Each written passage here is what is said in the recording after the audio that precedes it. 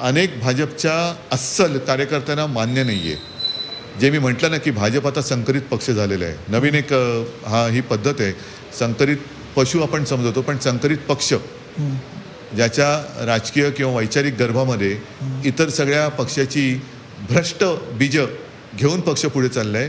हे अस्सल भारतीय जनता पक्षाच्या कार्यकर्त्यांना पटलेलं नाही. त्यांना मी आवाहन केलं, अगदी RSSला सुद्धा मी करतोय की तुम्ही 100 वर्षाचे झालात. 100 वर्षाचं फलित हा संकरित पक्ष होता. का नवाज शरीफचा केक खाणारा पंतप्रधान हा तुम्हाला अपेक्षित होते का? म्हणजे कशासाठी मग 100 वर्ष काढलीत? कशासाठी तुम्ही त्याग केला? अनेक RSSचे कार्यकर्ते, त्यांच्याबद्दल मला आदर आहे. मतं पटोत ना पटोत तो भाग वेगळा, पण त्यांनी स्वतःचं कुटुंब, घर, दार ह्याच्यावरती तुळशीपत्र ठेवून संघाचं काम केलं प्रचारक म्हणून. आजही करतायत. त्यांना हे मान्य आहे का?